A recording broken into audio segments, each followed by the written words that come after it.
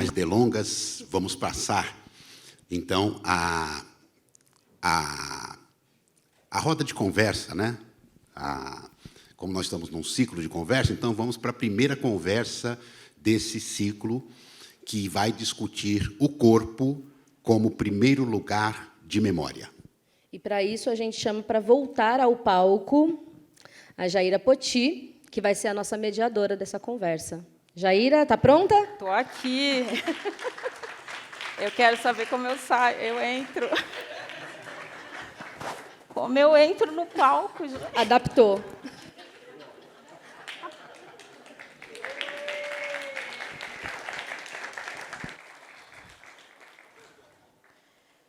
Gente, boa noite. Eu quero dizer que a Bílio e Rita não sabiam disso. Na verdade, nem eu direito. Foi essa semana que tudo mudou, depois de muita reflexão. Eu sou uma pessoa ativista. O professor Danilo Miranda, uma vez me viu numa ação ativista, falando da Secretaria Municipal de Cultura. No final da ação, ele veio me cumprimentar e ele falou assim: corajosa você. Eu não sabia por que ele estava me chamando de corajosa, não precisava de coragem para fazer aquilo, precisava de indignação. E isso eu tenho bastante, de sobra. Então, eu vou chamar aqui Olinda, nossa parente, que vai compor a mesa. Corpo, primeiro lugar de memória. E a nossa querida Cota Mulangi, que já está aqui, né, Cota?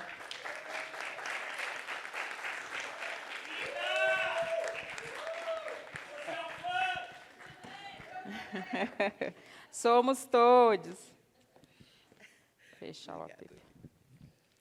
Cadê Olinda? Só chega um pouquinho mais para cá para mim. Ai, que luz chata. Eu não enxergo vocês. Eu vou seguir a orientação da Cota, tá? Que pediu para que a Olinda abrisse a fala. Por favor, Cota, explique isso, já que você Então, enquanto a Olinda se arruma, a gente se auto-apresenta e diz isso.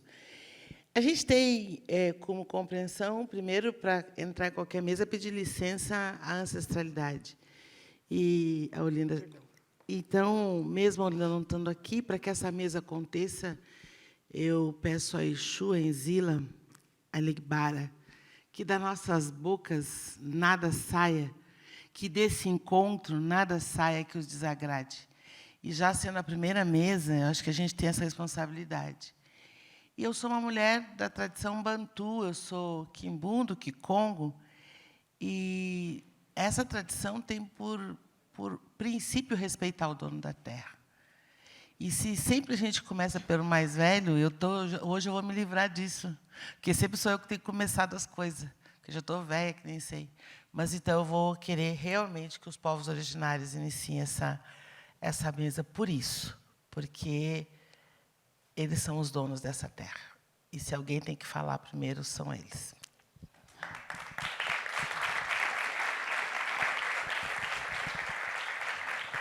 Mas, para eles falarem, eles precisam estar aqui. Olinda, onde você está? Podemos comer?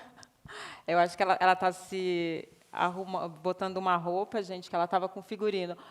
Olinda, deixa eu ver quanto tempo a gente tem aqui.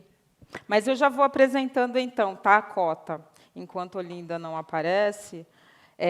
Cota Mulangi, Regina Barros Goulart Nogueira, nascida em Pelotas, em 12 de abril de 1961. Puxa, vamos fazer a conta agora, todo mundo. Bora lá. Filha de Francisco Goulart e Maria Agostinha Barros Goulart. É mãe de 2 mulheres e vó de 5 netos. Divorciada, médica, pediatra formada pela UFPEL em 1984 e com residência no Hospital Ernesto Dornelles, com término em 1986. Mestranda de Saúde Mental incompleto, mestranda de Saúde Mental incompleto pela UCPL. O CEPEL. O CEPEL? É. e doutoranda em biomedicina no... IUNI, Instituto Universitário Italiano de Rosário, na Argentina. Olha, fina, na Argentina. Instituto... Mulher da tradição de matriz africana banto, Cota Mulangi é nome tradicional, é militante, constitui por 5 anos em Pelotas e Porto Alegre a ONG denominada GRIO, Centro Pedagógico de GRIO, Centro Pedagógico de Reterritorialização e Cidadania Negra. Numa hora dessa eu tenho que falar isso, Cota, é complexo, né? É verdade. Ela já chegou, linda, pode parar com isso. Não, deixa eu terminar a sua apresentação, eu já apresento ela e a gente passa o microfone.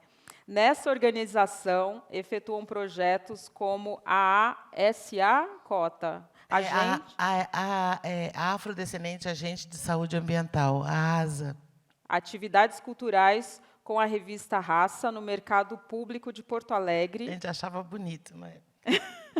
Kizomba, 3 edições. Vocês já viram que aqui não tem formalidade, né? A gente está num bate-papo aqui bem descontraído. Kizomba, 3 edições que já apontavam para a autonomia financeira da população negra, com feiras e shows, sempre envolvendo atrações estaduais.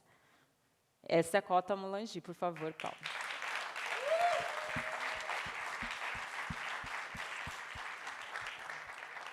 E agora apresentar Olinda, é indígena do povo Tupinambá e Pataxó. Por favor, eu acho que eu pronunciei errado.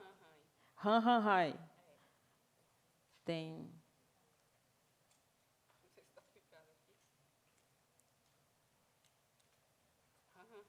Acho que não. Aqui, ó. Ah, tá.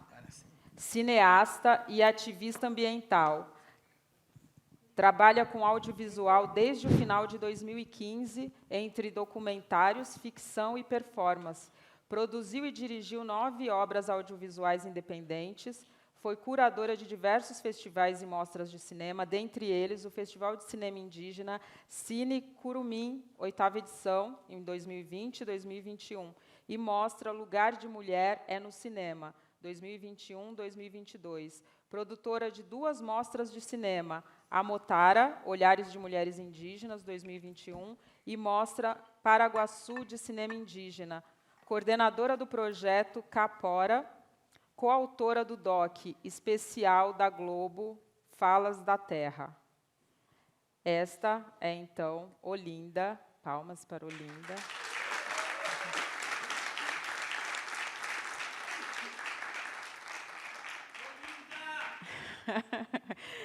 E essa mesa, ela é a concepção dela é corpo, primeiro lugar de memória. E a gente estava conversando até hoje no café da manhã, né, Cota, que é quando a pessoa engravida está lá deu à luz, a primeira coisa que os parentes ou os vizinhos, né, falam é: parece com quem? Com o pai ou com a mãe? Tem o olho de quem? Da avó? Ah, não, essa orelhinha é da tia. E Cota hoje falou de manhã que a pergunta das mães, em geral, são 2, a preocupação das mães. E essa me surpreendeu bastante, eu tive até que mudar a fala aqui, que ela disse que a mãe pergunta, a primeira coisa é: qual a cor dos olhos? Mesmo as mães pretas, indígenas, querem saber a cor dos olhos para ver se deu certo e a criança ficou com o olho azul. Se funcionou essa história aí da mestiçagem, né, Cota? E a outra coisa é do dedo. Se tem os dedos. Eu perguntei por que a gente não soube chegar numa conclusão do porquê dos dedos. Mas a questão desse corpo, essa criança que nasce, e todos esses traços que, segundo o doutor Lacerda, chegariam aos nossos dias através do atavismo, né? Atavismo é quando resiste a alguma característica física sua do seu ancestral. Então, a gente estava conversando sobre isso. Então, Olinda, gostaria de ouvir você a respeito desse corpo, que é uma memória, quando alguém interfere no nosso nariz, tentam uniformizar nossos rostos, quando tentam padronizar os nossos corpos, que é, de fato, também uma forma, já que não conseguiram acabar de um jeito, a gente consegue com outras estratégias. Gostaria que você falasse um pouco sobre esse corpo, que é um lugar de memória, o primeiro. Olá, boa noite a todos. Primeiro, falar assim, né? Eu venho da Bahia, do Nordeste, e eu sou fruto, né, dos primeiros contatos, né? Então, de aldeias dos primeiros contatos com os portugueses. E estar aqui hoje, eu acho que é demarcar esse espaço, né, e falar assim que o indígena contemporâneo é o indígena que luta, né, pela sua sobrevivência. E, muitas vezes, as pessoas falam assim, mas vocês não têm aquela característica, né, de indígena que as pessoas esperam, né, de pele morena, cabelo liso, né? Então, assim, eu sempre falo para as pessoas que estar vivo é ser indígena contemporâneo, né, porque há mais de 500 e poucos anos que a gente está lutando para sobreviver, né? Agora mesmo na Bahia, não sei se alguém aqui está sabendo, mas os Pataxó lá do extremo sul está vivendo um período de retomada intensa, né? Então, assim, um jovem foi morto por causa das retomadas, disputa de terra, e um outro jovem ficou ferido. Então, a nossa luta é uma luta diária por sobreviver, né? Por estar vivo. E eu acho que esse lugar que a gente tem falado, né, sobre memória, esse corpo, memória, tem muito a ver com essa questão do território, né? A gente está o tempo todo brigando por nos manter vivo, apesar do colonizador o tempo todo tentar tirar essa identidade. A gente tem lutado para a gente estar vivo, manter a nossa cultura. E o primeiro passo para a gente realmente dar continuidade, né, é o nosso território. E é muito triste perceber que, ainda hoje, os povos indígenas não têm seu território, não têm a sua casa, sabe? É uma luta que parece que não acaba, né? Quando a gente pensa que a gente conquistou o território, no caso, a gente passou lá, o meu povo passou mais de 30 e poucos anos lutando, né, para conquistar o território de volta. Em 2012, a gente consegue retomar a totalidade do território. Isso não foi por causa da justiça, que muita gente fala, não, porque o STF julgou, né, favorável a vocês. Não, porque os próprios indígenas fizeram retomadas, né? Então, seus corpos estavam ali, né? O corpo das pessoas estavam ali para demarcar esse território, para dizer, não, essa terra é de nossos ancestrais, essa terra é nossa. A partir do momento que nós mesmos tivemos embate com esses fazendeiros, né, expulsamos essas pessoas do território e ocupamos o nosso território de volta, aí sim o STF foi lá e falou assim, a partir de agora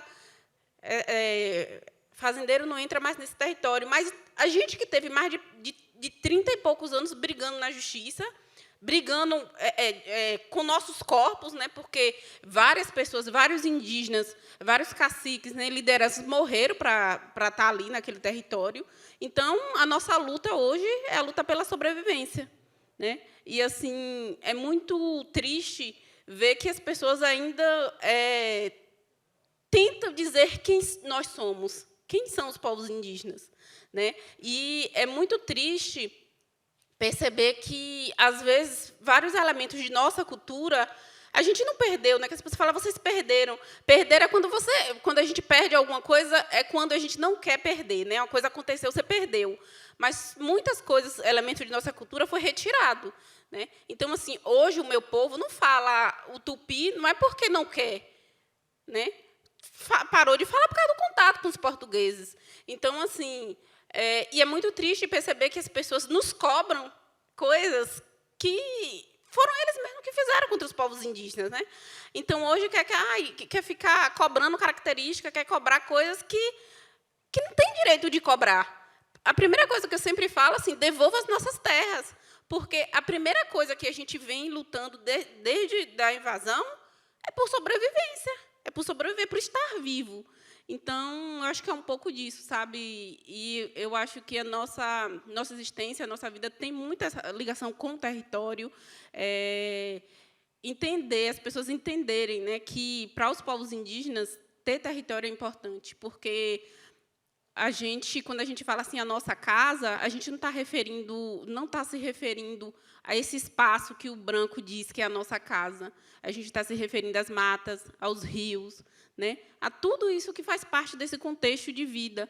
E território também é a extensão de perpetuação de nossa cultura, de nossa identidade, né. Então, acho bom que a gente comece a entender a importância disso para manter, né, as culturas, né, e os povos indígenas vivendo de forma digna, né, porque assim eu vejo muitas pessoas falando assim, porque os indígenas estão invadindo as cidades.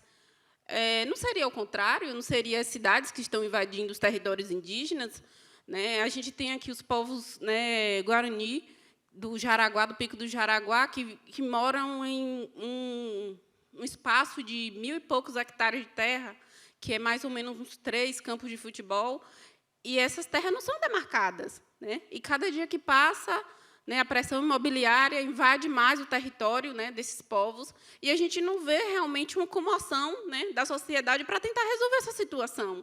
Eu tive com eles na SP Arte, e aí tinha assim, veio um grupo, né, do povo Guarani, o pessoal do coral, e eu fiquei assim, coisa que eu nunca passei, assim, de certa forma, mas eu fiquei besta, assim, em pleno século XXI, as pessoas passarem sem perguntar, eles é índio de verdade? Será que eles são índio de verdade? Assim, eu fiquei, sabe, assim, porque eu falei, gente, como é que pode, né? Em pleno século XXI, eu falei assim, não. Aí eles ficavam assim brincando, né, entre eles, assim, não, a gente é índio de papelão. Assim, quer dizer, gente, são coisas que são inaceitáveis, sabe, na verdade, assim, que provocam uma certa indignação, sabe? As pessoas, em pleno século XXI, não conhecer nada sobre os povos indígenas, as pessoas de São Paulo, morando em São Paulo, não conhecer nada sobre os guaranis, né, que é a maior população que tem aqui no estado, e é absurdo que essas pessoas ainda hoje tenham que brigar por 1,5 hectares de terra, quando que, na verdade, esse território é guarani, né? Que esse território era deles. Então, acho que vou iniciar falando um pouco sobre isso, e aí a gente vai desenvolvendo com o tempo.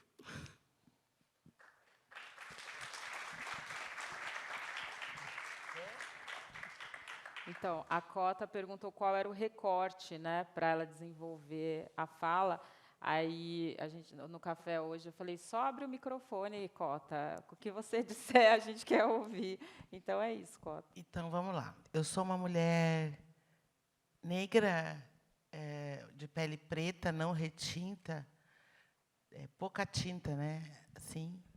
Eu sou uma mulher sexagenária, né? Eu estou de um turbante amarelo de Leslie, com um conjunto que, na verdade, é uma roupa de pano nigeriano. Estou com um fio de conta no pescoço que remete o meu espaço, o meu território, a minha memória, porque eu sou uma mulher das águas. Eu sou uma mulher de Dandalunda. Obrigada. Eu estou de sapato. Putz, tem coisa que está me incomodando desde que começou tudo isso, é a história do sapato. Porque estar de sapato ou não estar de sapato é uma fotografia. Quando as duas estão do meu lado sem sapato, eu estou de sapato, isso demarca uma coisa importantíssima para qualquer fotografia. Inclusive, demarca o século que nós estamos, né? Que é aquele século em que as pessoas escravizadas, algumas já estão de sapato e outras não. Sapato é algo terrível na nossa história. Inclusive, eu não uso muito sapato porque não foram feitos para os meus pés, né? Eu sempre falo que meus pés são largos, assim, e sempre me machuca. Então, eu prefiro sem sapato. Eu falo que também nunca encontrei um óculos que foi feito para o meu nariz, porque nunca encaixa, né? Então, meu nariz não tem isso aqui muito fino, então... Perfeito. É isso que a gente vai fazendo agora, a partir das provocações. Então, Cota, posso tirar seu sapato? Eu tiro. Não, é um ritual. Deixa eu tirar o seu sapato. Então eu boto. É cênico. Meu Deus do céu. Ah Não lá. ensaiou. Me dá tempo de palco, você vai ver, Luiz. Vira um espetáculo isso aqui.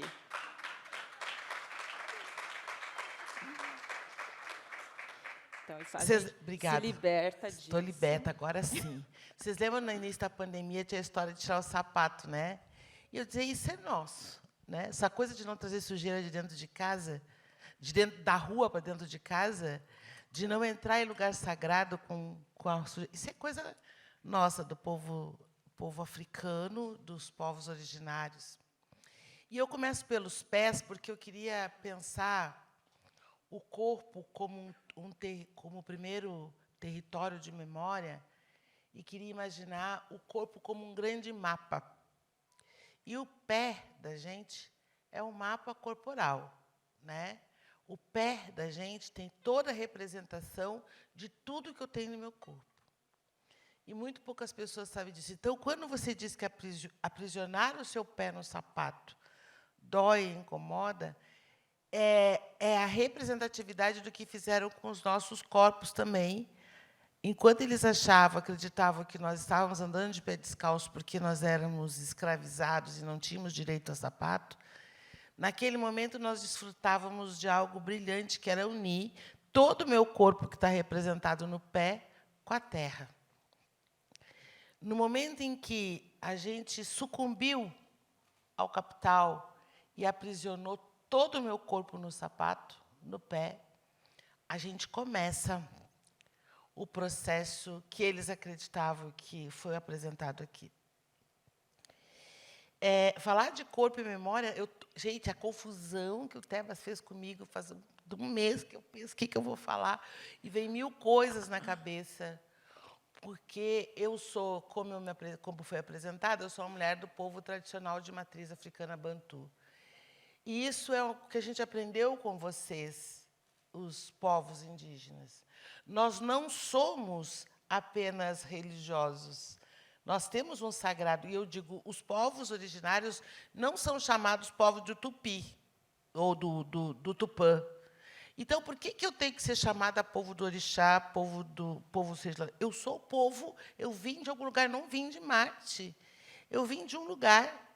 E esse lugar da onde a gente foi retirado, aqui no Brasil, principalmente, foi identificado um agrupamento maior. Os primeiros são os bantus, os que falam quibundo, quikongo, e mais de 200 línguas, mas aqui no Brasil ficou o quibundo e o quikongo, que é deste lugar que eu falo como mulher da tradição. E quando dizem que quando me apresentam como Cota, cadê a Rafa, está por aí? Doutora Cota, ela aprendeu a falar assim o tempo inteiro. Ela estava exatamente me colocando as duas funções que eu tenho nos dois mundos que eu vivo. Cota, que é o mundo tradicional de matriz africana, que quer dizer mãe também, e eu sou Cota Ambelai, a mãe que ensina a rezar. Porque também temos um conceito de corpo, de mãe, que não é único de uma só, tem a que pária, a que ensina a rezar, a que dá a comida, a que dá o banho. Então, o nosso corpo esse corpo de mãe já começa a se espalhar por uma comunidade. Vocês devem, muitas vezes, ouvir falar cota como macota, tem várias macotas, mas ma é um prefixo de plural, então, quando tem muitas mães juntas, são essas. Eu compreendo muitas mães juntas. E eu tenho então, este é o meu lugar na organização social política do povo bantu. E na organização social política do mundo ocidental, eu sou médica e chamam de doutoras médicas. Então, doutora Cota, assim que ficou. E o meu nome, eu também digo que tem um nome do colonizador, que é Regina Barros Goulart e Nogueira, ainda é do tempo que botava o nome do marido ainda por cima. Então, esse nome civil que eu me liberto quando passo pelo processo de nascer de novo, de iniciar dentro do povo bantu. Esse corpo, com mais de 30 anos, então, ele se volta a uma posição fetal dentro de um útero coletivo, dentro dessa comunidade, e eu sou parida com marcas nesse corpo, exatamente marcas tribais que me remetem a abrir memórias. Olha, eu não tinha pensado em dizer isso, mas saiu tão bonito. É isso. É isso. As curas que hoje a gente está sendo processada por lesões corporais leves, várias autoridades tradicionais que abrem essas curas, que abrem esses portais de memória no meu corpo, elas estão sendo processadas e presas como lesão corporal leve. Então, este é um processo em que são abertos. E hoje, para chegar até aqui, eu fui até o espelho e elas foram feitas tão leves, já faz mais de 21 anos, e que eu não achei meus portais abertos. E eu chorei até hoje pensando em vir para cá, porque eu digo, onde estão minhas curas? Porque esses são os portais e são colocados que os orientais todos fazem isso, né? Todos do sul fazem isso, que é abrir e ter espaços de portais, portais que fazem tu ir para frente, se for considerado isso futuro, ou ir para trás, se isso for considerado passado. E o passado, a ancestralidade, que é dinâmica, nós vemos de uma visão de mundo em que os corpos são casas, são casas. E eles não sabiam disso quando nos sequestraram. E tanto que faziam a gente passar na tal da árvore do esquecimento, e mal sabiam eles que tudo que eu tinha aprendido e que iria passar para as outras estava dentro do meu corpo. Estava nas marcas tribais de rosto, de corpo, que hoje muitos questionam e que muitos não querem fazer. Mas as marcas. E que na diáspora nós procuramos alguém que faça, para nos fazer voltar esse portal, abrir esse portal e eu poder fazer.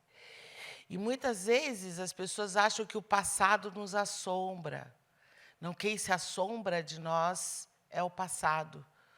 Porque nós nos afastamos tanto deste corpo ancestral que, às vezes, eles não nos reconhecem mais quando a gente volta ao passado. E a gente volta ao passado a partir desses portais, e quando o presidente do SESC disse vamos fazer uma curetagem e apagar tudo, eu disse não, não. Primeiro, que os ladrões vão esquecer que foram ladrão. Eles não fazem propostas à toa. Quando o homem branco diz que nós temos que apagar o passado, fazer uma curetagem, ele está só querendo sair do lugar do seu corpo de bandido. Porque nessa história só tem 2 lugares, as vítimas e os bandidos. E eu vou lá exatamente para ver e não querer ser vítima e dizer que não sou, e espero que todos os antirracistas voltem ao passado para reforçarem que não querem ser bandidos. E que o corpo deles, apesar de ser tão parecido com o corpo que está lá no passado, não precisa reproduzir aquilo que foi lá colocado, nem usar os privilégios de que os seus ancestrais bandidos fizeram.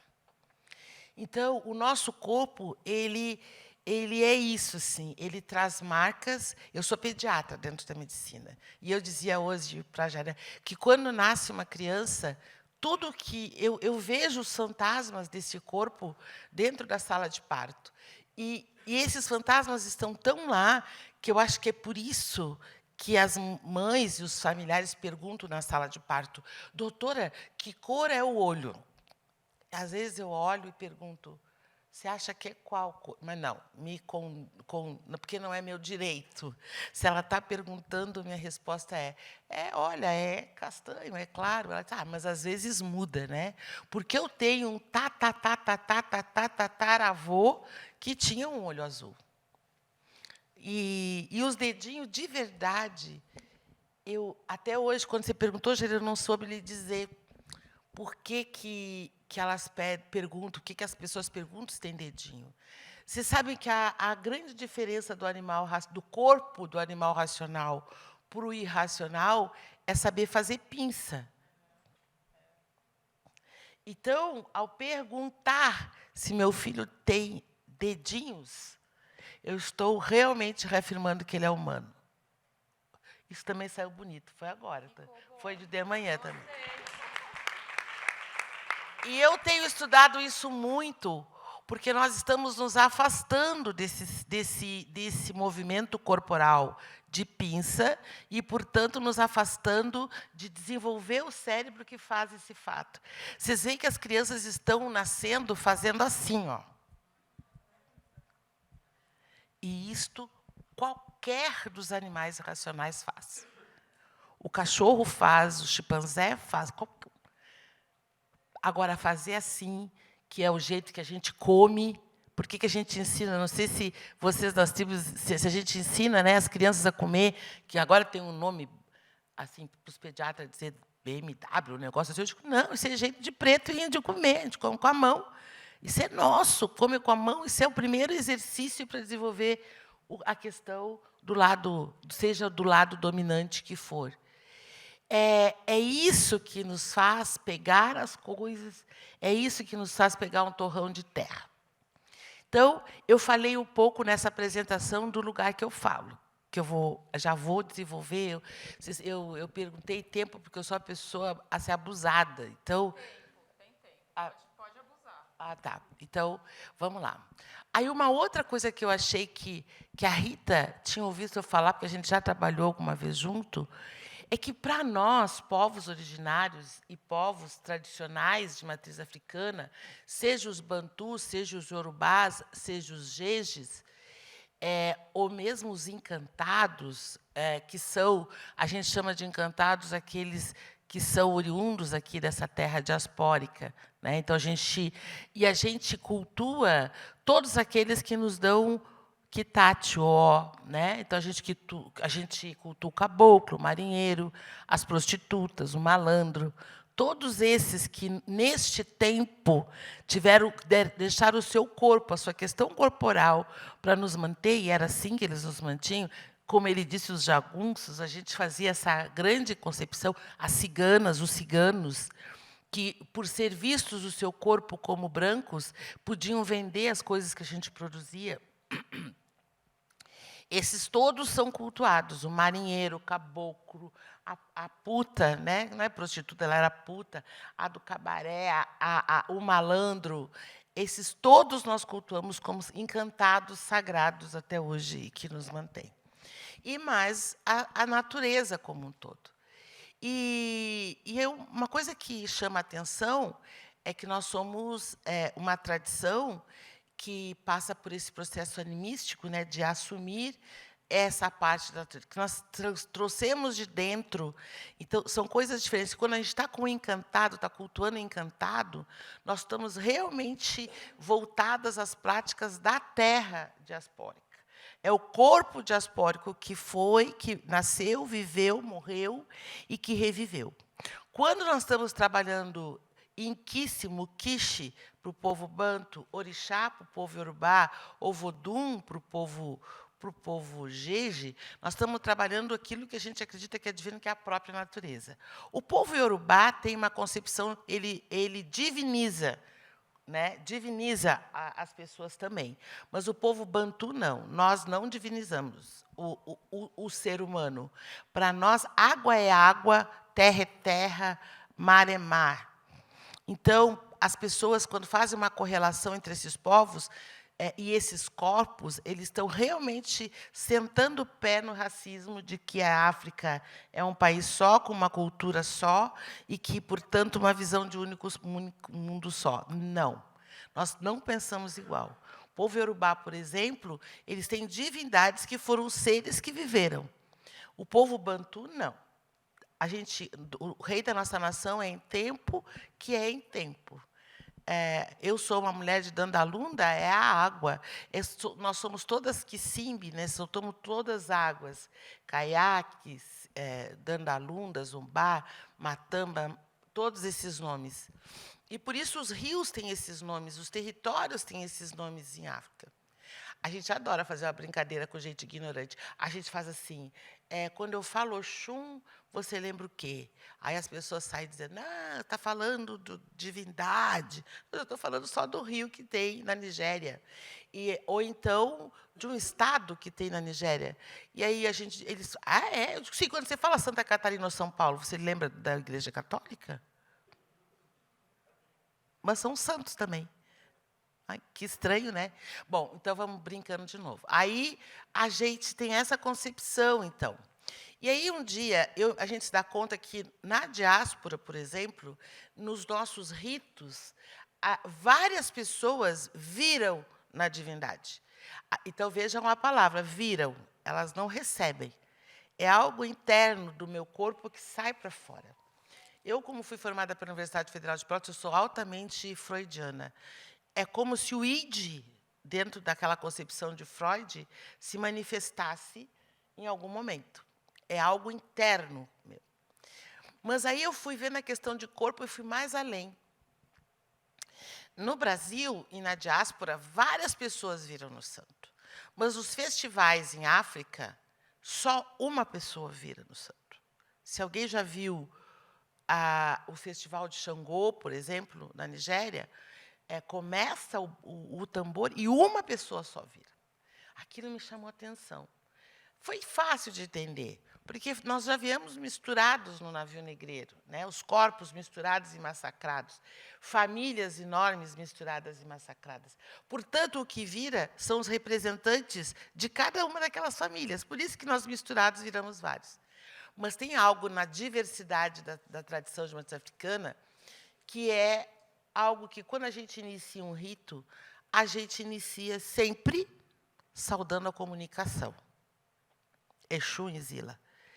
Depois, às vezes até antes, o que eu vou contar para vocês agora é algo que não está escrito, portanto é inédito, talvez fique escrito aqui.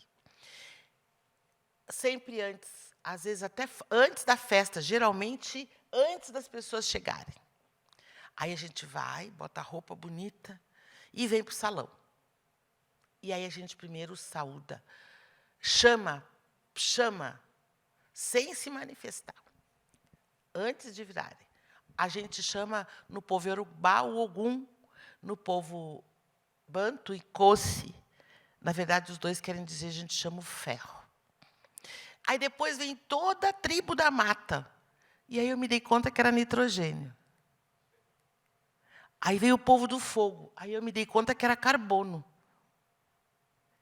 E aí tem uns movimentos feministas que diz que as mulheres ficam por última por machismo. Não, não é. Fica todas as águas depois, porque 70% do nosso corpo é água. E todas as águas são mulheres e todas são sagradas. Então, assim se dá o xirê. Começa com o ferro, passa pelo nitrogênio, o carbono. Vocês conseguiram imaginar isso? Vou traduzir agora para aquele resumo que fizeram de nós, que é nos chamar apenas de religiosos. A gente canta para Ogum, canta para Oxóssi, canta para Ossan, aí depois vai para Xangô, depois para Oxumaré, dá a transformação, e aí começam as mulheres. Aí primeiro vem Erê, né? No nosso caso, Vungi, aí Pare, aí vem as mulheres todas, vem Dandalunda, vem Matamba, vai mudando, mas é desse formato. Por quê? Porque mesmo que virem várias pessoas, é um corpo só aquela comunidade. Um único corpo é constituído. E é por isso que a memória, a primeira memória, se dá nesse corpo, porque eu trago no meu corpo não as memórias da minha individualidade. Eu enfrento o capitalismo e esse sistema que está colocado, porque o corpo constituído, ele traz a memória de toda uma comunidade. Ele tem um DNA, como é o DNA das plantas. Porque o DNA do ser humano, o dos mamíferos, ele é assim, ele tem uma parte do ser homem e uma parte do ser feminino. É isso, né? Todo mundo aprendeu isso? As plantas não. As plantas não mudam o DNA.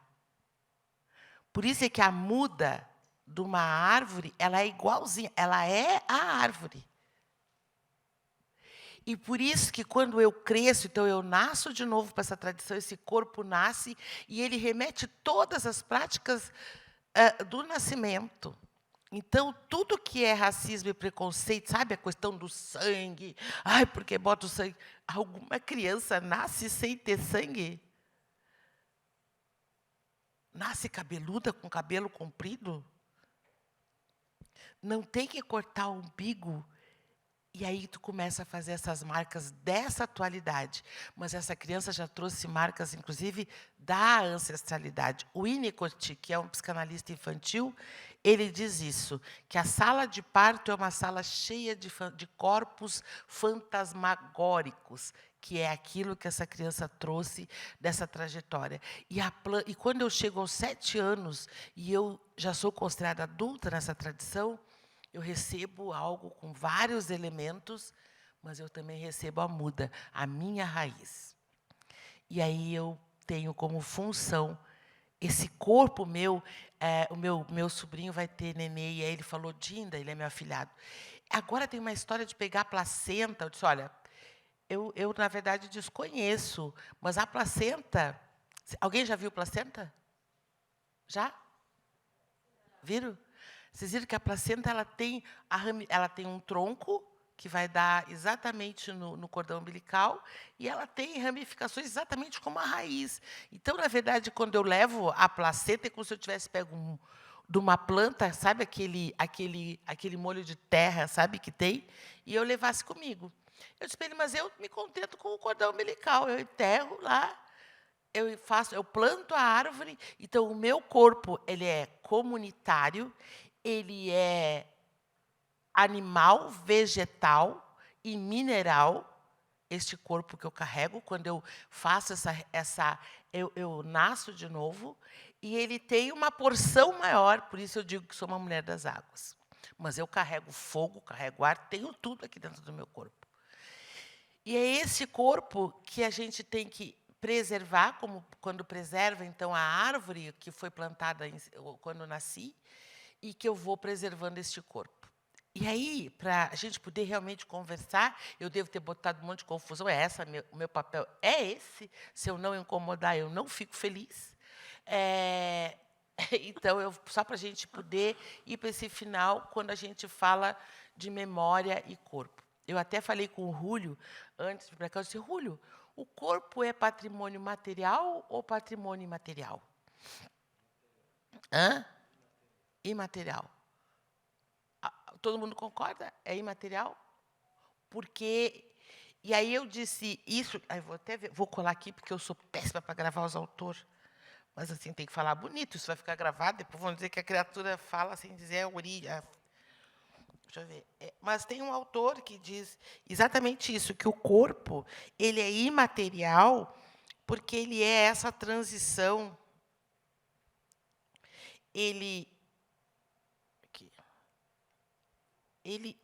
Stuart Hall, foi o Rúlio que me mandou a cola. Ele diz que o patrimônio vivo que trouxeram... ele diz isso. O corpo foi o patrimônio vivo que trouxeram os africanos escravizados e, através deles, mantiveram sua cultura imaterial, viva, convertendo ele no único capital cultural que possuímos até hoje. Ou seja, o corpo, matéria, é intermediário de comunicação para expressar a cultura imaterial. O imaterial se expressa no modo do fazer. Sintetizando, o corpo é uma matéria orgânica que veicula o imaterial na maneira em que ele se expressa. Portanto, eu diria que o corpo ele é patrimônio material e imaterial. E quando a gente inicia essa fala aqui dizendo que a gente vai fazer provocações que vão ficar, que a gente vai parar de dizer só que existe o racismo contra os povos originários e nós, mas apresentar algo que proteja este corpo como memória, é isto. Por isso que eu queria terminar falando do corpo como patrimônio material e imaterial. Porque o IFAM, por exemplo, é fã de patrimonializar as casas, mas é a criatura que fez aquilo lá. Né? Vai morar onde, já que ela, além, ainda por cima, ela não pode reformar as coisas, nada. Então, a gente tem lutado para que exatamente os corpos africanos... e aí foi falado aqui da Érica Malunguinho, ela fez um projeto brilhante que eu acho que os paulistas não deram importância. Ela patrimoniou as línguas mais frequentes africanas em São Paulo. Estão patrimoniadas as línguas Quimbundo e Kikongo, a língua iorubá e a língua evefon. Este é o início para patrimoniar o corpo, porque quem fala... Então, ela deu esse pontapé brilhante em São Paulo, que a gente tem que se apropriar como patrimônio, fazer com que essas línguas se recuperem. Como disse a Iauá? Iauá? Ai, que lindo. A Iauá é estar vivo. E vocês não sabem o que eu sofro quando eu vou na 25 e todos os orientais falam aquelas línguas. Eu junto tudo que eu sei de quimbundo e saio falando. Aí, esses tempos, eu estava com as minhas filhas e elas disseram, só tá louca. Não, eles não sabem o que eu estou falando, assim como eu não sei o que está. Então, eu disse, Macuyu, Tundele, Lecongo. E as gurias me olhando, só não está dizendo nada com nada. Eu sei, mas eles não sabem. E eu vou falar, porque esse corpo, essa língua, eles calaram a nossa língua, eles cortaram no nosso corpo a língua quando tiraram a nossa capacidade. E fizeram pior quando transformaram essa língua como religiosa.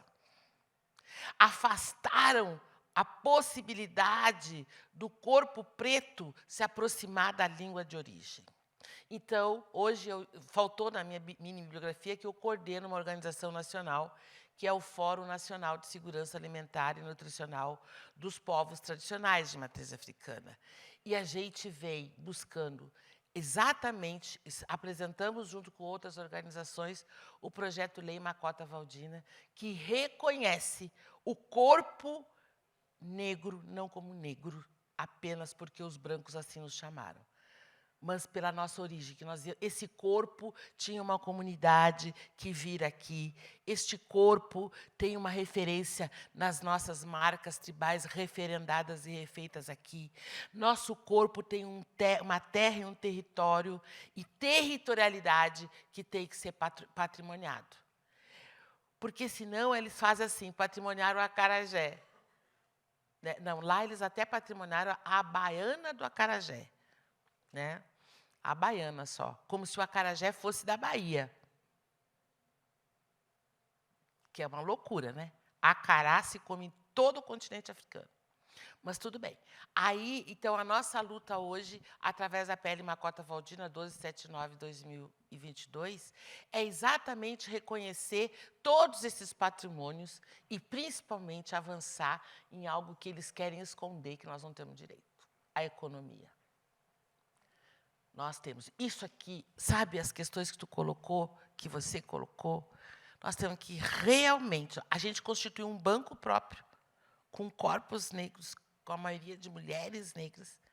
Nós constituímos a primeira cooperativa nacional, estamos agora instaurando a primeira, nós vamos parar de comprar vela dos outros, mesmo a gente achando que divindade tem luz própria e que a gente também quer levar esse debate, que esses corpos têm luz própria, que esses corpos se mantêm. Então, apresentei, coloquei alguns conceitos que a gente acredita e encerro essa fala dizendo: nosso corpo tem a mesma composição da terra, da água, do ar e do fogo.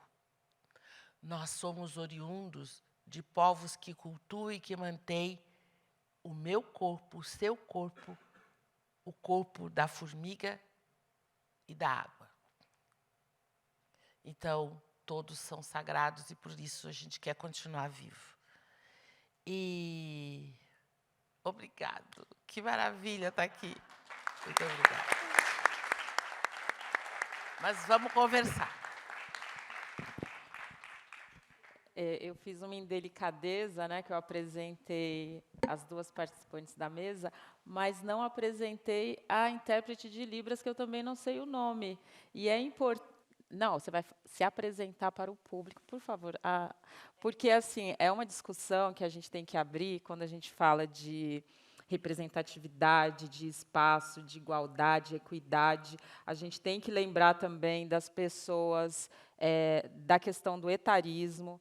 Hoje a gente tem que pensar também do capacitismo e tantas outras discussões. E a gente vê que nas instituições também as pessoas com deficiência elas têm uma dificuldade enorme de acessar esses espaços. Então sempre fica tudo uma coisa na superfície. Tanto no diálogo conosco, né, abrem um espaço que é assim, você fica nesse espacinho aqui apertadinho, e a mesma coisa acontece com a acessibilidade, que é para as pessoas que não enxergam, as pessoas que não ouvem. Então, eu gostaria que você se apresentasse. Ixi, cadê a outra intérprete? Ela pode ajudar a gente? Mas agora não, né? Então, por favor. Porque eu acho que é outra gravação, não é? Eu seguro e você fala, então. Meu nome é Maiara, eu sou intérprete de Libras e estou hoje aqui fazendo acessibilidade para vocês pela gravação também.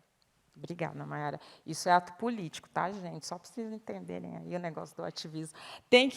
A gente vai abrir agora para perguntas, então eu queria entender como que vai ficar, Rita. As pessoas vão ter o microfone e falam, ou vai ser escrito e a gente lê aqui?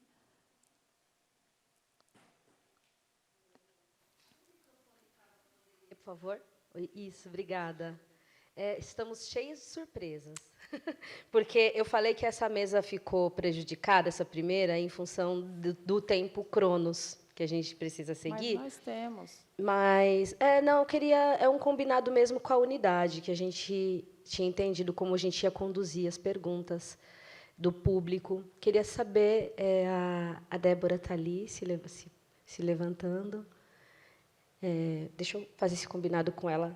Enquanto isso, se alguém que já quiser se manifestar, a gente leva um papel para vocês. Espera só um pouquinho, deixa eu ver como a gente vai conduzir aqui. Olha, a Cota disse que não quer papel, não. Eu concordo com ela. Abre o microfone. Poder marcar espaço. Exato. Dá sim. Eu levo o microfone se precisar. Não, a questão é por conta do protocolo de segurança sanitária ainda, por conta da Covid. Eu seguro? Pode ser? Obrigada. Tá bom, pode ser assim, então. Primeira pergunta, alguém? Um de cada vez. De papel também não gosto. Não. Imagina.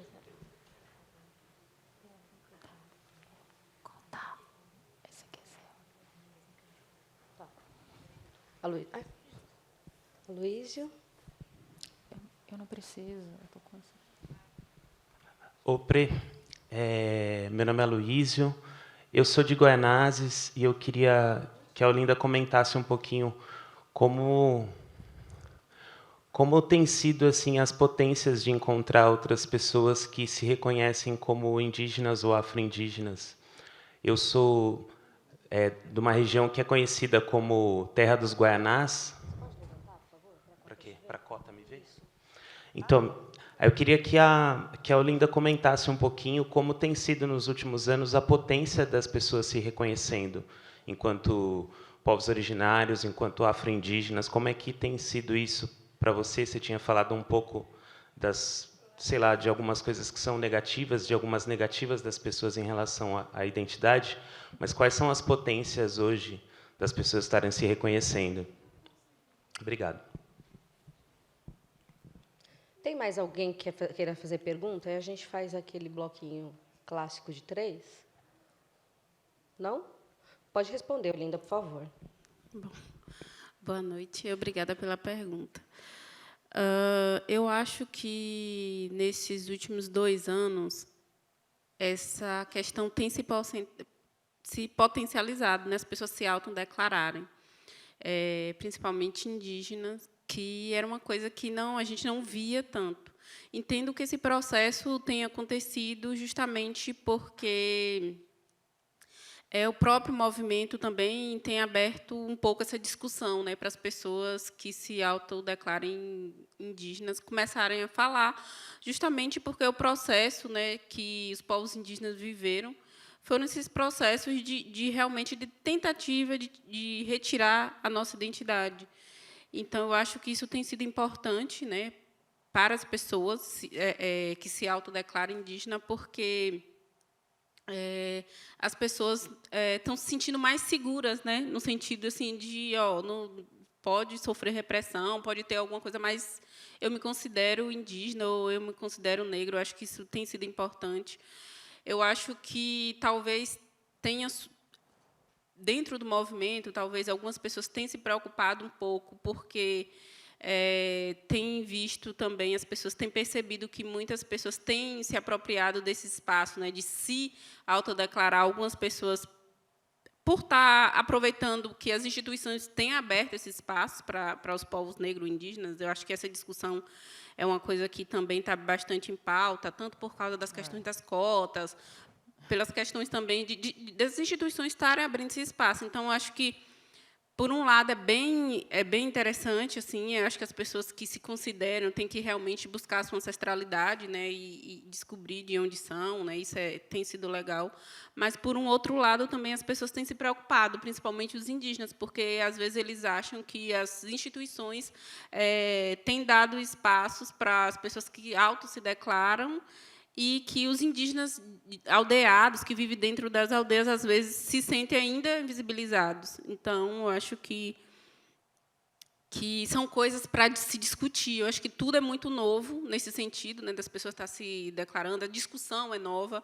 Eu sempre falo isso porque eu não sou negra, mas assim participo de algumas coisas que a gente discussões, principalmente nessa questão de entrada à universidade, cota para projetos de audiovisual, que, às vezes, eu vejo muita gente que se declara indígena, ou que se declaram negros, e que, às vezes, ninguém conhece, assim, sabe, sua história, não conhece. Então, as pessoas acabam se preocupando um pouco nesse sentido, assim, porque, se você bota uma pessoa que não sabe de onde que não teve nenhuma vivência, né, com suas comunidades, e aí você aprova um projeto que vai falar sobre indígena, às vezes é complicado, porque, às vezes, até essa pessoa está com tanto vício, né, do que ela aprendeu, da vivência dela, que, às vezes, não vai ser interessante essa pessoa estar falando em nome de indígenas, né?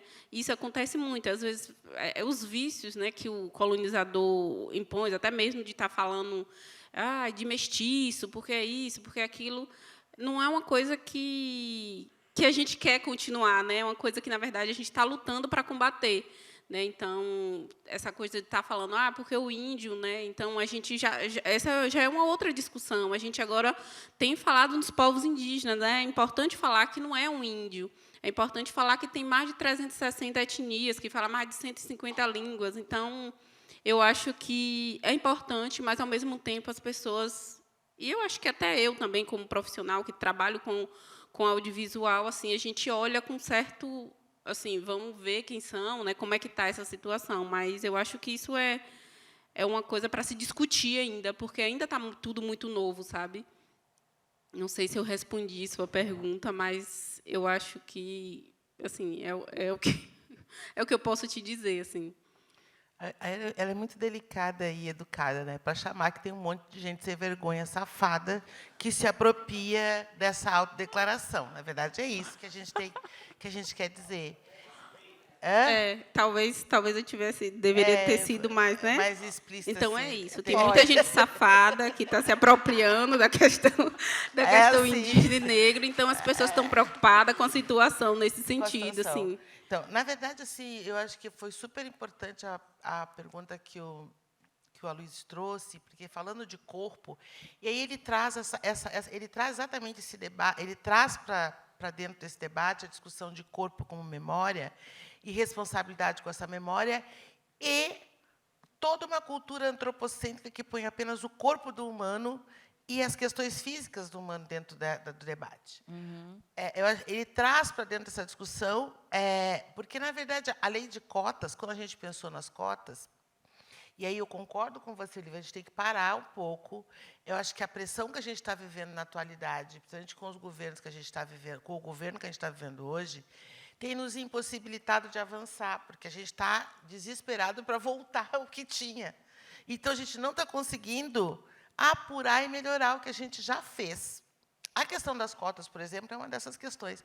Quando você perguntou, eu fiquei me lembrando o que foi voltar agora nos 60 anos da universidade que eu me formei, como médica, que eu me formei só eu na turma, e que agora eu encontrei um monte de alunos vistos e autodeclarados negros dentro da universidade. E aí eu fiquei pensando nessa pergunta que você fez. Foi muito interessante, foi muito bom. Ao mesmo tempo, concordo com a Lívia, assustador. Porque o movimento que constituiu essa discussão não constituiu com o corpo com memória. Não fez o recorte. Ficou o recorte apenas no corpo. E aí nós somos obrigados hoje a conviver com pessoas que são autodeclaradas pretas, de uma ou de povos indígenas, de uma forma oportunista, e nós não temos critérios para poder agir em cima disso.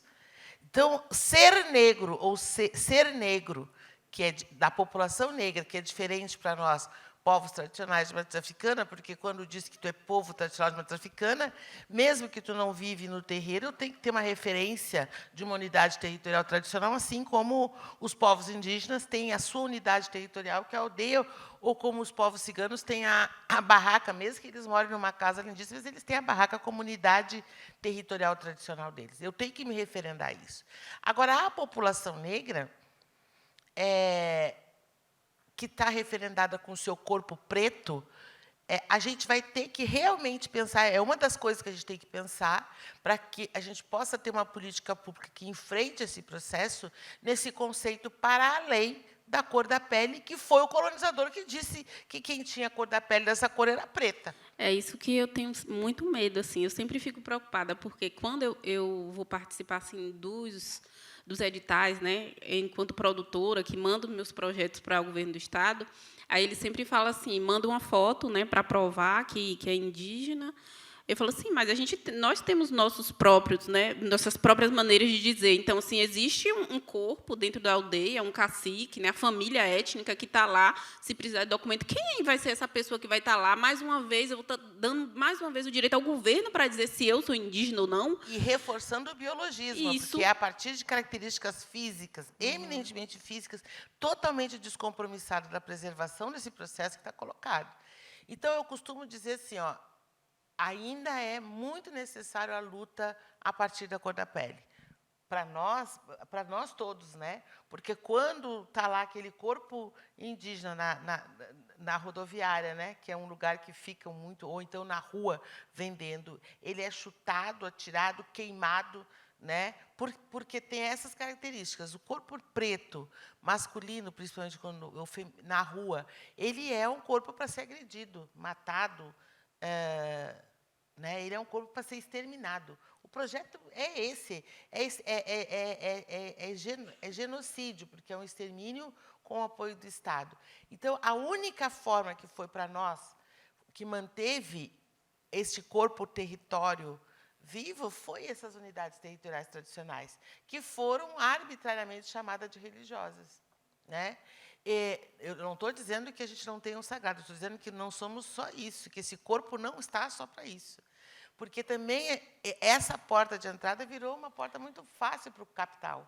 Eu acho que no caso dos indígenas tem duas coisas, né? O povo, até os índios agora estão falando assim, no caso, agora tudo agora é para falar da mãe terra, tudo agora é falar isso, falar aquilo. O povo agora pegou o discurso.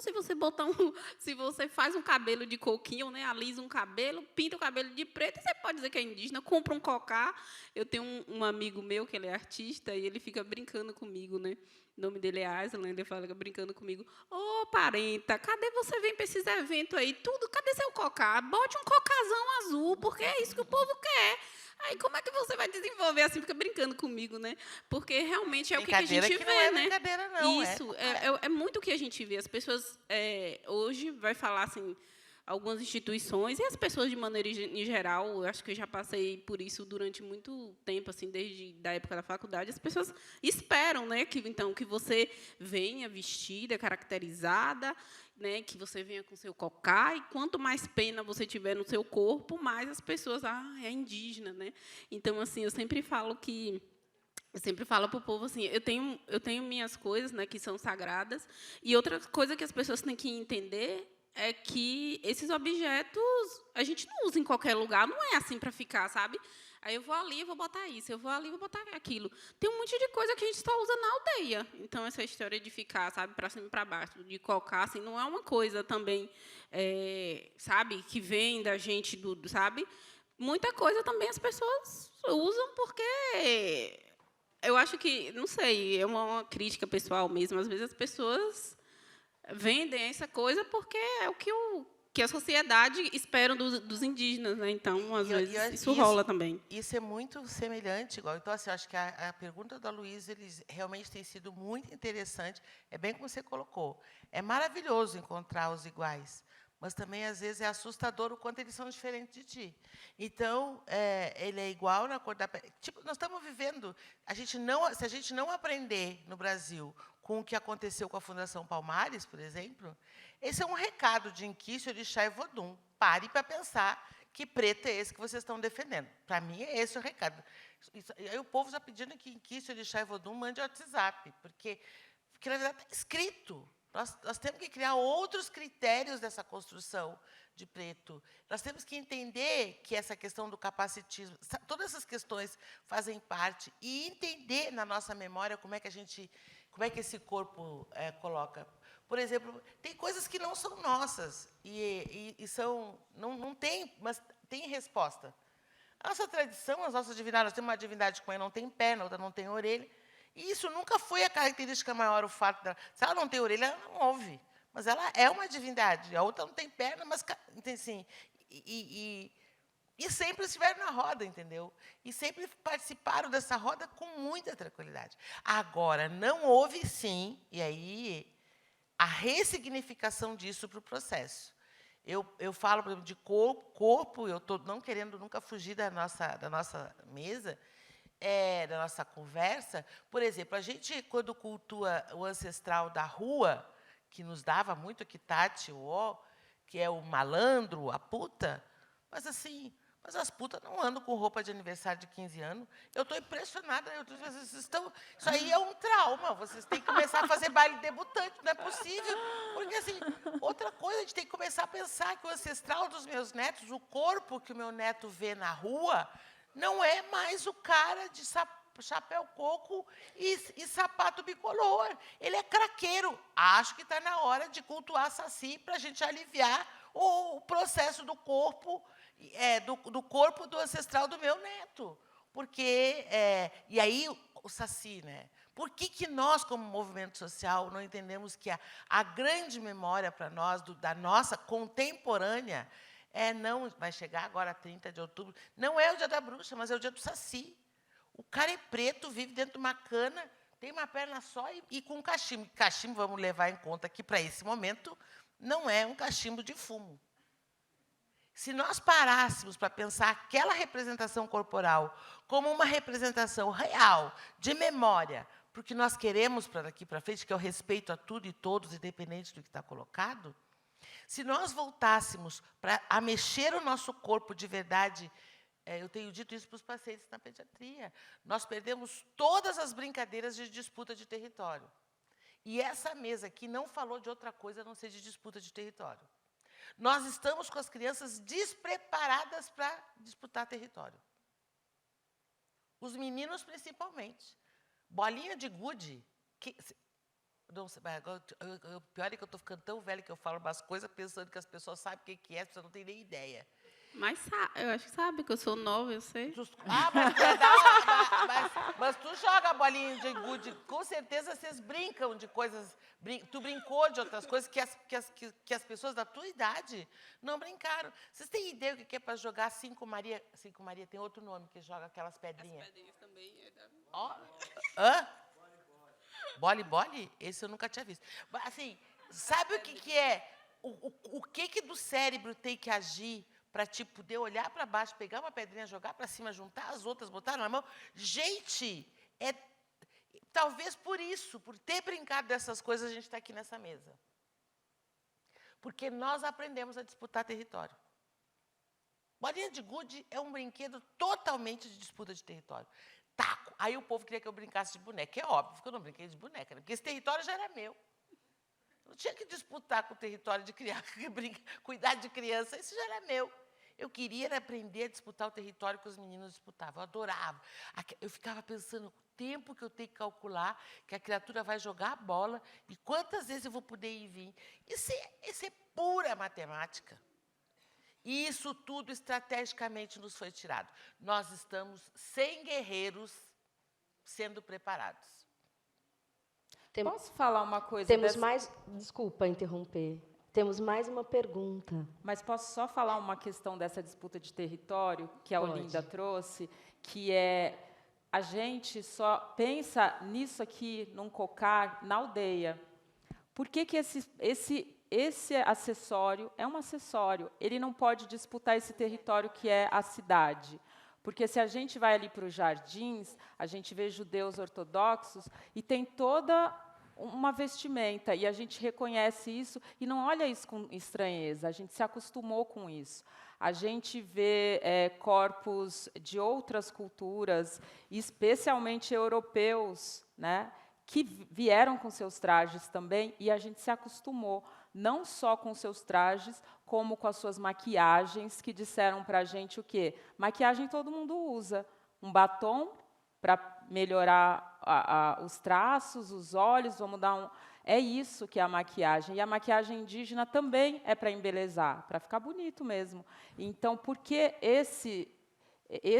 essa maquiagem ou essa vestimenta só pode ficar restrita na aldeia? Então, hoje eu estou muito feliz de ver parentes disputando esse território no urbano, Sim, mas caminhando. eu vou te falar só uma coisa. O cocá, muita gente tem usado como acessório, mas não é um acessório. Assim como o meu turbante Isso. também não é. Como isso que eu tô que? falando. Assim como o meu turbante também não é. Não, mas quem usa na cidade urbana... Aqui eu estou na intervenção artística. Não, eu mas sei. as parentes que têm usado isso, como essas lideranças que estão indo para esses espaços políticos, é muito importante entrar nesses espaços mostrando também... Eu não sei o quanto tanto é importante, sabe? Porque eu acho que, às vezes, a gente quer muito validar, sabe, as coisas que é imposição do europeu ainda, sabe? Porque você tem que estar de cocá para eu dizer que você é indígena. Não, é uma escolha, não, pode eu ser sei, uma eu estou falando escolha. assim que não estou dizendo assim, não estou julgando se está certo ou se está errado. Eu acho que cada um faz o que acha melhor. Assim, eu tenho o meu cocá, minhas coisas, eu uso quando eu quero, assim, mas é um acessório que, para mim, eu tenho ele há mais de 20 anos, né? Eu tenho 33, vou fazer 33. E eu tenho ele há mais de 20 anos. Eu tenho certeza que se eu ficasse com ele para cima e para baixo, tipo, qualquer coisinha eu botar meu cocá, não teria ele. Então, é uma coisa que, para mim, assim, eu já fiz isso, como você está falando, né? Tipo assim, na primeira vez que eu me formei, eu usei ele, porque era uma conquista não só minha, era uma conquista do meu povo também, então ali eu fiz simbolicamente. No dia que eu fui apresentar, que eu fui para fazer o trabalho da Globo na Falas da Terra, não era porque era Globo, porque eu usei o cocá, era a primeira vez que a Globo tinha convidado indígenas para participar como os coautores, né, de estar ali, de realmente fazer aquele programa. Então, eu falei assim, é uma demarcação de território. Estou entrando em um espaço que antes não era dado para a gente. Sim. Então, eu entendo isso que você está falando, mas eu falo assim, realmente, nesse espaço, olhar quando for isso realmente importante para você ou para o povo, porque eu acho que também se banaliza, sabe? Às vezes, assim, eu sinto uma certa... Tanto é que assim, não é uma questão minha de falar assim, tanto é que tem aquela discussão de cocá não é fantasia, que eu nem concordo. Assim, eu acho que quem quiser usar como fantasia, usa. Eu sempre falo, gente, o cocá ele é sagrado, ele é sacralizado a partir do momento que você respeita e você sacraliza ele nos seus rituais. Então, assim, se uma pessoa pega um cocá, eu vendi um cocá, ele faz o que ele quiser com o cocá, eu vendi, sabe? Ele faz o que ele quiser.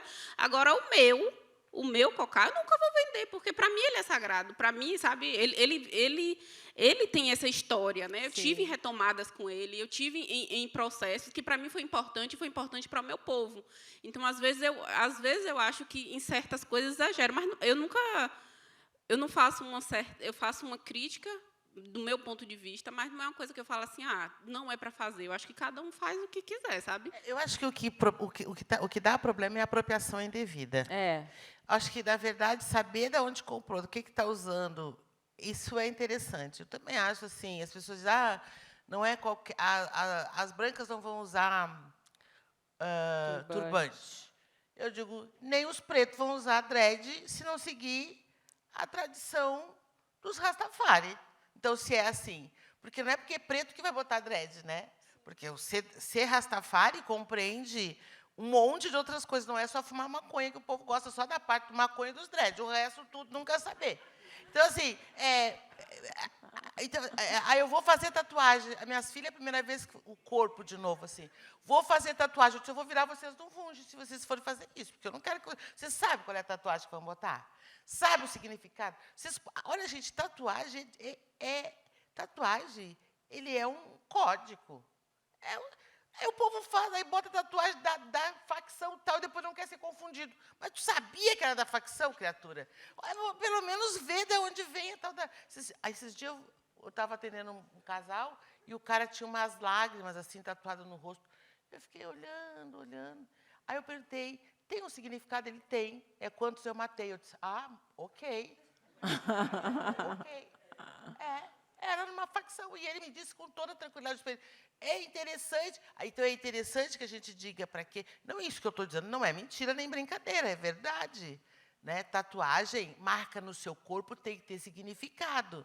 Não pode ser moda. Trança. Se for assim, né? As pessoas fazem trança. Trança tem tanto significado, né? Tem trança rasteira, que diz que é de viúva, trança que é de solteiro. Então, assim, tudo, agora precisa de estudo. Pelo menos, se vão usar, estudem e digam a origem. Digam qual é a memória. A pergunta, vai lá, Rita. Mais uma pergunta.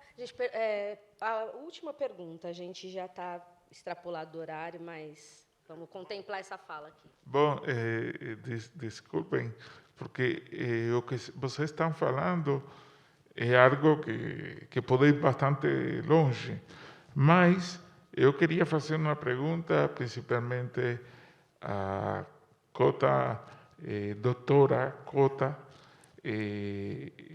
sobre o corpo em relação... Seu nome, por favor.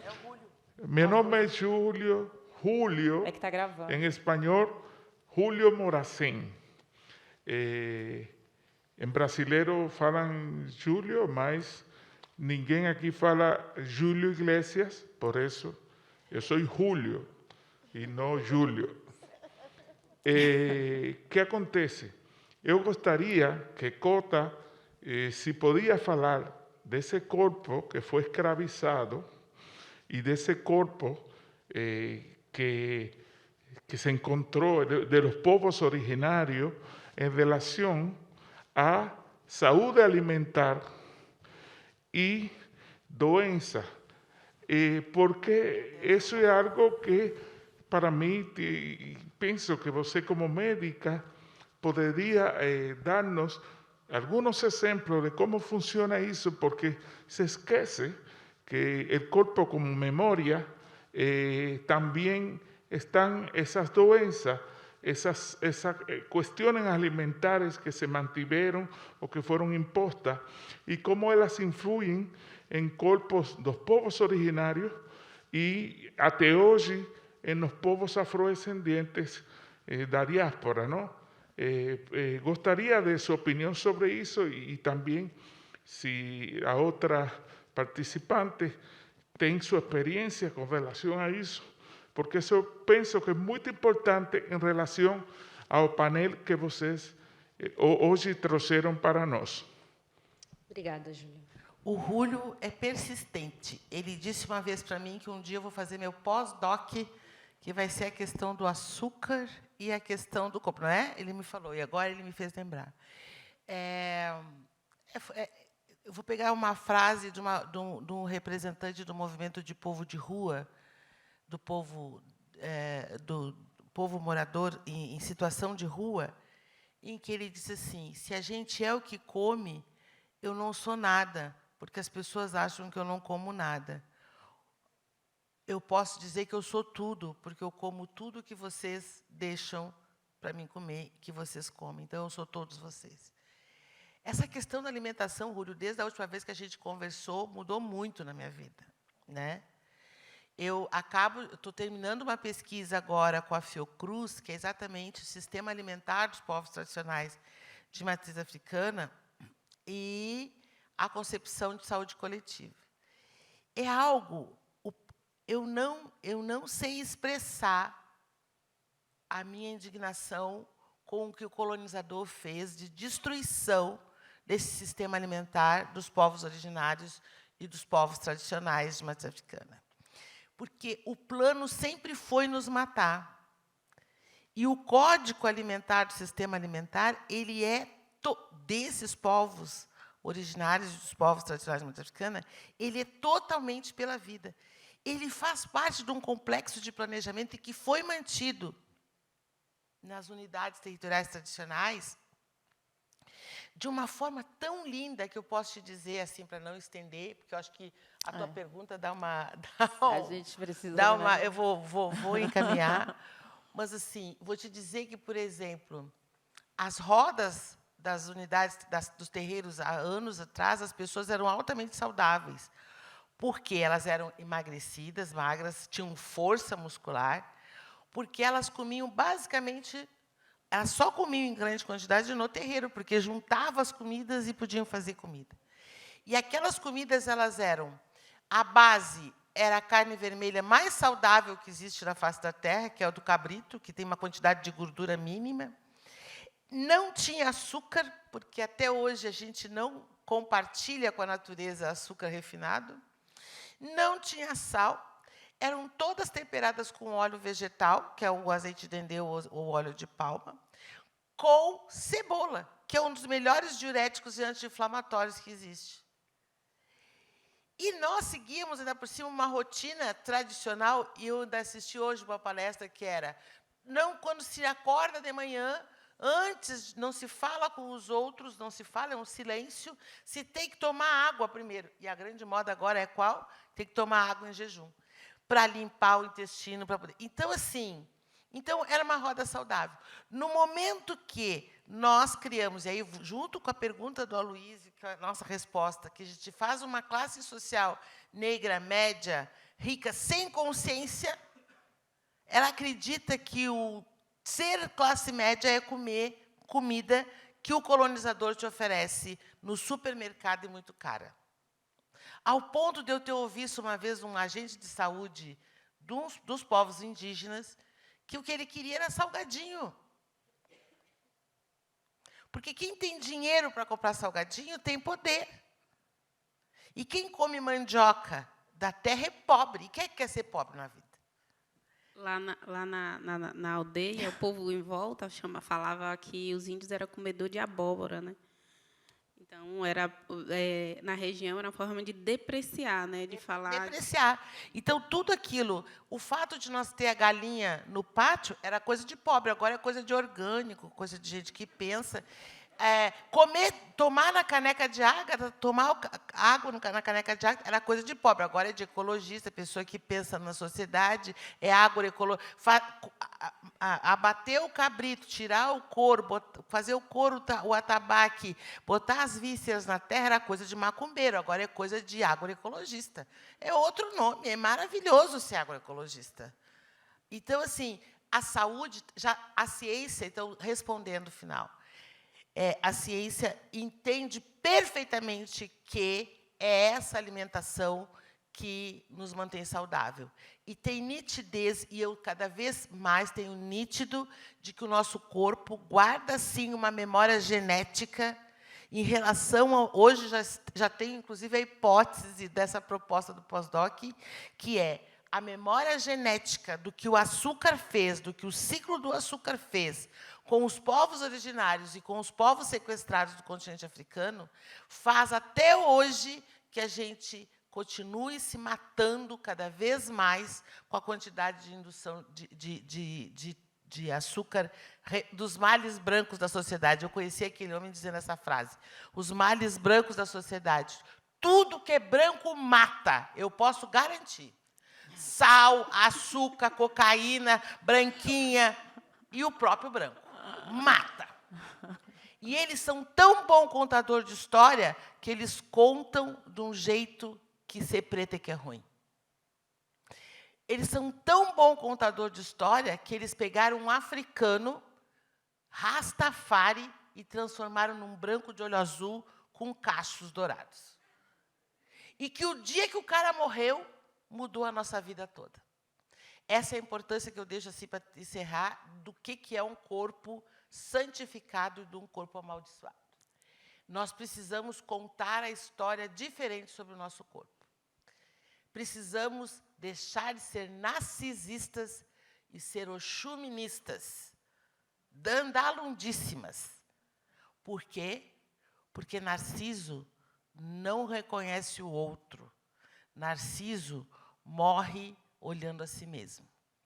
Oxum usa um espelho que tanto reconhece o poder do outro, que se ele atingir, ela vira o espelho sobre o sol e o cega. Um bom dia abençoado, o dia de que cada um e cada uma nasceu.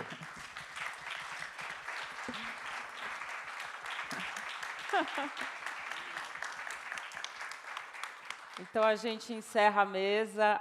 Esse cocar é da Iraticuna, que é estilista, também participava aqui. Essas penas são das araras dela. Ela tem duas coisas mais fofas, então ela faz... Não mata, é o que cai mesmo, né? E ela me brindou com isso porque nós que crescemos, que perdemos a nossa identidade, estamos em retomada, eu acho que isso é uma das coisas mais cruéis, porque você não sabe nem a história da sua avó, não é do seu tataravó. Eu cresci com muitos amigos falando da sua ancestralidade italiana, espanhola, e eles conseguem puxar todo esse fio. É muito duro você não saber o rosto da sua avó, mas saber que ela é indígena, o rosto do seu avô, e crescer ouvindo que ele era indígena, e isso é só uma história de lá de trás, né? Então, hoje, ela me acarinhou com isso, assim, de poder fazer uma troca que a gente que cresceu, que foi tirado do território e dessa identidade, não teve a possibilidade de saber o quão sagrado são todos esses elementos e o que eles, de fato, representam quando a gente não sabe nem quem a gente é. Então, finalizando aqui, parabéns, Instituto Tebas. Eu espero, sinceramente, que as portas da frente sejam abertas e que as instituições entendam que a gente não está pedindo espaço, um espacinho para se apresentar, está convidando para um diálogo antirracista, e que eles precisam estar aqui. Professor Danilo Miranda, assim como você esteve na abertura do Mirada, recebendo os patrícios portugueses, esteja presencialmente aqui, ao lado do professor Abílio, que está nessa luta há muito tempo, assim como você, professor Danilo Miranda. Então, assim, isso aqui eu assumo a responsa, eles não sabiam de nada disso, posso entrar em todas as listas negras, adoro, então... Hã? Não, eu quero entrar na lista negra. Porque aqui eles querem tirar fora. Eu quero ficar nessa. Eu sou indígena e preta. É aquilo que você falou. Deturparam. Lista negra para alguns é uma coisa negativa. Entendeu? Para mim, pode me colocar nessa lista. Estou brincando. Eu sei que não. Respeito muito o trabalho do professor Danilo, do SESC. A gente está convidando mesmo para essa reflexão, porque representação e representatividade são coisas distintas. Então, agradecemos, parabéns, Instituto Tebas, vida longa e que todas as portas se abram.